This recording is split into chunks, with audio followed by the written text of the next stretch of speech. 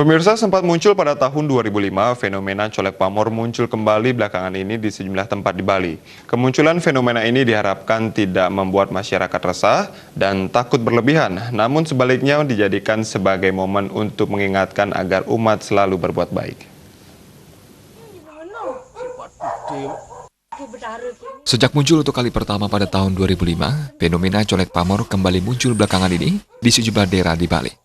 Fenomena ini tentunya memicu munculnya persepsi mulai dari adanya orang iseng melakukan dengan tujuan tertentu hingga dikaitkan dengan mistis.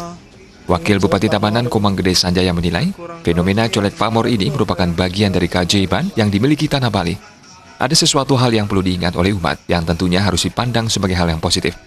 Hal positif yang dimaksud adalah bagaimana umat diingatkan untuk lebih eling terhadap segala hal yang telah dilakukan.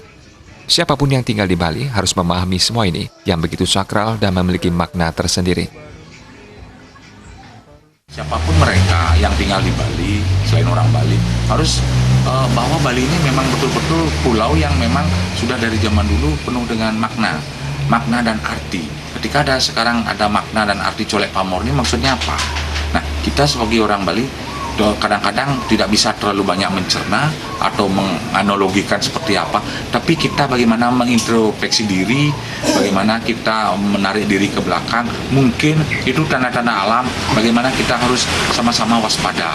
Kita lihat bagaimana keadaan sekarang dunia ini, alam semesta mulai ada gonjang-gonjangan, baik itu gonjangan secara alam, gempa, bencana, tsunami, ada juga bagian daripada dinamika politik, banyak bercampur aduk di sini.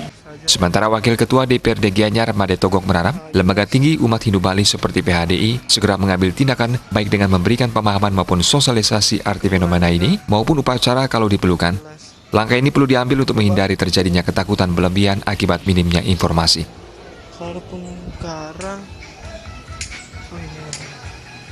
Tentu PHDI ini harus berpikir untuk melakukan pencerahan-pencerahan, mencari sumber-sumber daripada informasi ini, termasuk juga apa dampaknya ya.